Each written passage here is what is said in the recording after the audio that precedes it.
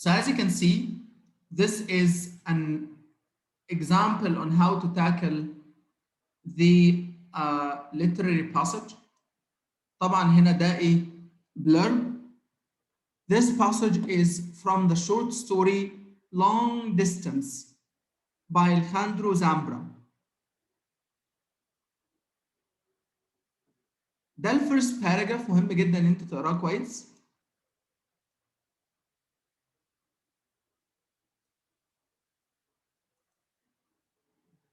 Portello was a good boss, a generous guy.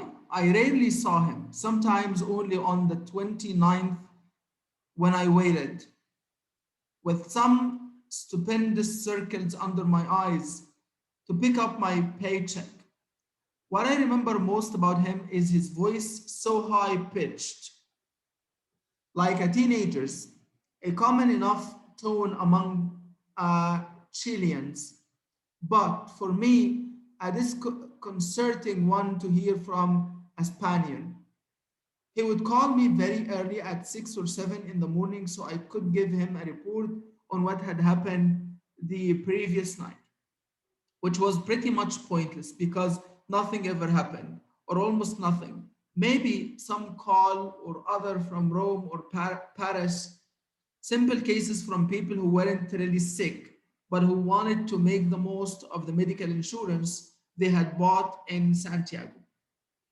My job was to listen to them, take down their information, make sure the policy was valid, and connect them to my counterparts in Europe. تمام؟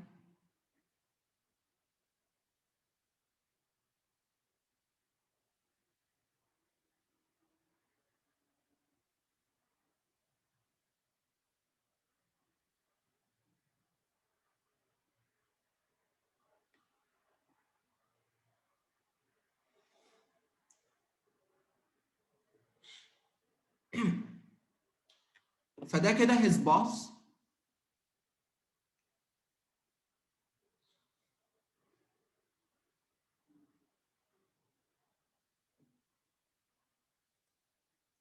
You should also read the conclusion.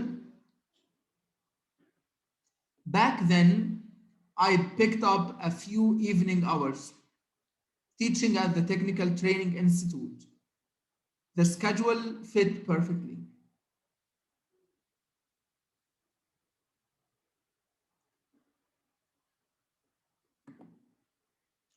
Which questions to do first?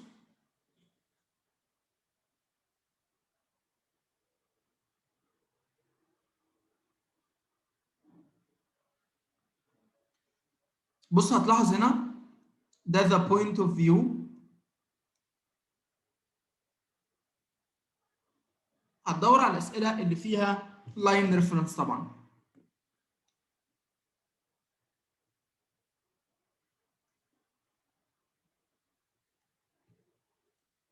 The main idea of the fifth paragraph وبيقول لك من كام لكام. In the fifth paragraph فكده كده انت لو قريت ال fifth paragraph هتحل السؤالين دول مع بعض بس ان شاء الله صح. Based on the passage.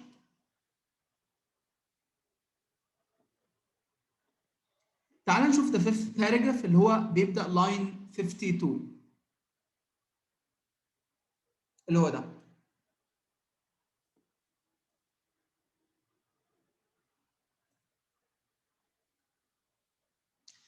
Juan Emilio's voice, on the other hand, suggested the possibility of a reasonable conversation, although I don't know if reasonable is the word, because as I was taking down his information, 55 years old, home address in Low Coro, no pre-existing conditions, and checking his policy, his insurance had the best coverage available in the market, something in his voice made me think that, more than a doctor, he just needed someone to talk to, someone who would listen. يعني هو مش محتاج دكتور, he needs someone to listen. What's the main idea of the fifth paragraph يا عمر? Question 6. تيجي تفكر وتعمل elimination. بس احنا كان لازم لما قرينا فهمنا ايه هي المين ايديا. جوان إيميليو's voice.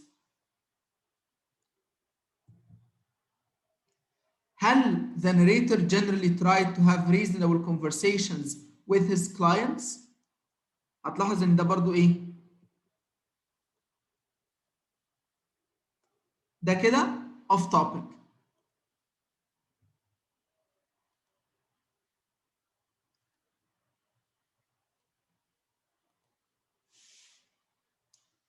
Juan Emilio lived overseas with his daughter, son-in-law, and grandchildren. This information is not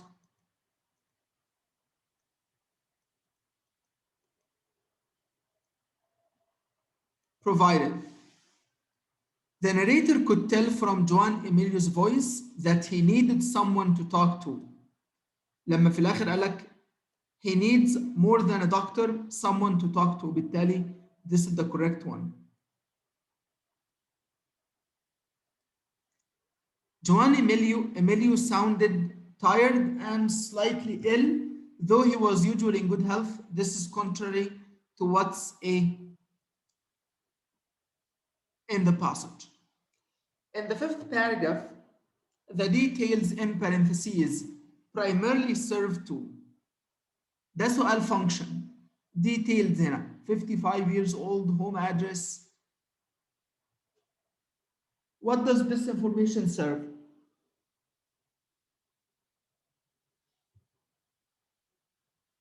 دي الانفورميشن اللي هو ايه؟ اللي the narrator جمعها from مين؟ From Juan Emilio.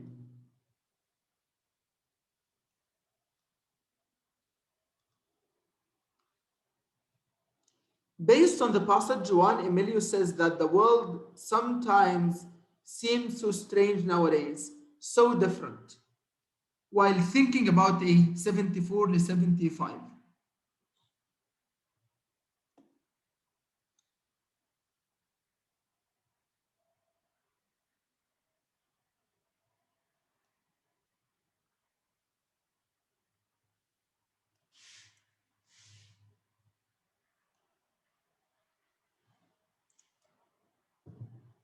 لازم تقرا الكونتكست اللي حواليها. By the time he started talking to me about the difficulties Lamono had been having lately,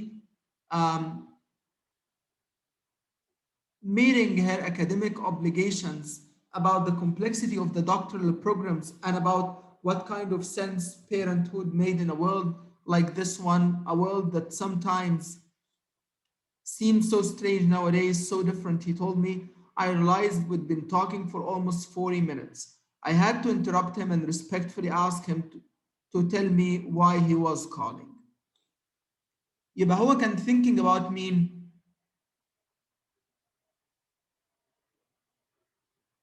لامونا. لامونا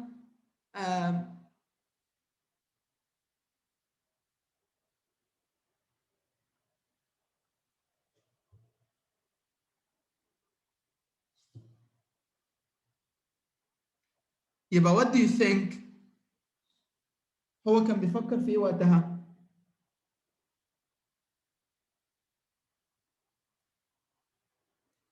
modern day parenthood. اهو. What kind of sense parenthood made in a world like this one?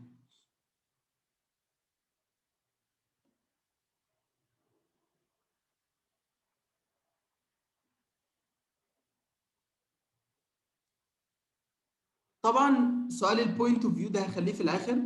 based on the passage بيكون اسئله much easier. فبعد ما حليت كل اللاين ريفرنسز بص هتلاحظ ان انا بدات اقرا اكتر من الباسج. Based on the passage, which of the following statements lists the events of the narrator's typical work schedule in chronological order؟ ده سؤال مهم قوي، بيسأل عن الترتيب الزمني او ترتيب الاحداث في ايه؟ in a narrator's typical work schedule.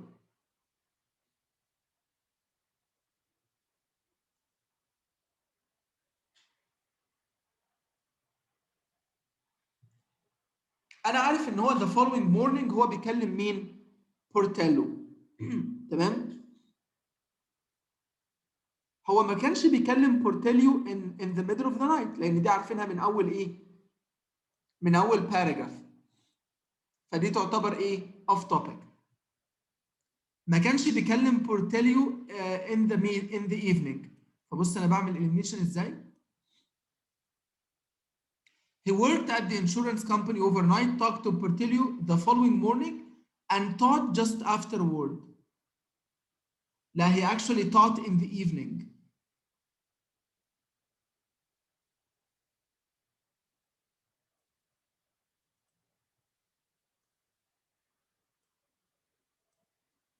And so the best answer is J.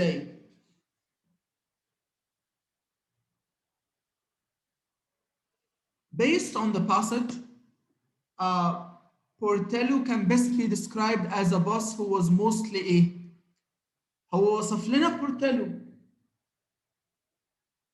ف3 هتبقى ايه؟ هو قال ان هو friendly. C. Kind and caring unless he caught the narrator sleeping. لا. Abrasive and distant. طبعا هتلاحظ ان دي نيجاتيف. Abrasive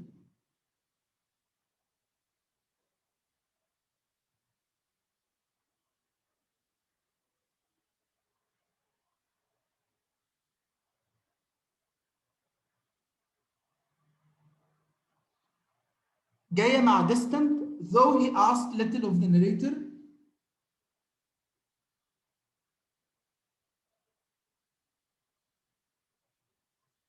حتى لو مش عارف يعني ايه abrasive، بس عارف ان distant حاجه وحشه، يعني distant معناها بعيد عن الشخص.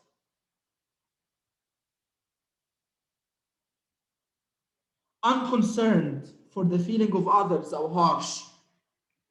فبالتالي boisterous يعني full of life كده. وعندك كلمة fun معاها. The best answer is C. Based on the passage هتلاحظ ان الأسئلة بتبدأ based on the passage بعد كده according to the passage أو according to a character. Where and for what purpose did the clients who called the narrator purchase their insurance? خلي بالك من كلمة where لأن احنا بصينا عليها وكانت إن هم they are traveling لإيه؟ ليوروب. دي قريناها. According to the passage, the narrator regarded his conversations with Portillo as pointless. دي موجودة في الفيرست باراجراف برضو، عشان كده مهم قوي يا عمر ان احنا بنقرأ ايه؟ the first paragraph. ليه هم useless؟ لأن مفيش حاجة جديدة بتحصل. وبالتالي the best answer اهو nothing notable happened during the narrator's ايه؟ work shift.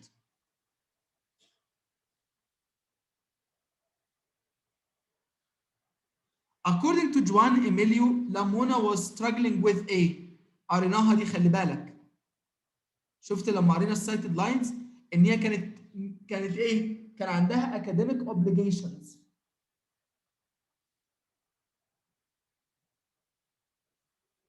وبالتالي question 8 should be G, meeting the academic obligations of her doctoral program. الدنيا very straightforward. كده this way باقي لك 2 questions 1 and 10. The passage indicates that what the narrator remembers most about Portillo is Portillo's ايه اكتر حاجه هو بيفتكرها منه؟ فاكر؟ high pitched voice، وبرده موجوده في الفيرست باراجراف. عشان كده the first paragraph is of utmost importance to read and understand. أو عشان أثبت لك كلامي what I remember most about him is his voice so high pitched. Very straightforward الإجابة. باقي question 1 the point of view اللي احنا شرحناها ان في first person second person third person، وطبعا هنا دي first person point of view لان بيتكلم هو الناريتور بيقول I. The narrator is one of the characters. The point of view from which the passage is told is best described as that of a first person narrator. who a first person narrator ده ماله؟ هل used to work with Portillo and Juan Emilio؟ لا، هو ما كانش شغال مع جوان إيميليو. جوان إيميليو ده كان كاستمر. heard about Portello from Juan Emilio؟ لا طبعا، هو كان شغال مع مين؟ مع Portello. Worked with Portello and interacted with Juan Emilio over the phone? Yes. This is what I call elimination. Became acquainted with Portello، يعني تعرف على Portello and Juan Emilio through his teaching job؟ لا.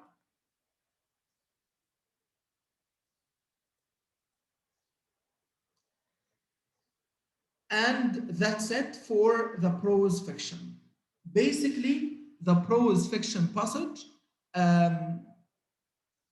can be tackled through answering the detailed questions that have that have line reference in them. بعد كده details اللي هي based on the passage، واخد بالك؟ وهتستخدم الكي words. بعد كده according to the passage اللي هي بتكون أصعب. بعد كده the big picture questions اللي هي مثلا the point of view اللي هي بتتكلم عن the whole passage.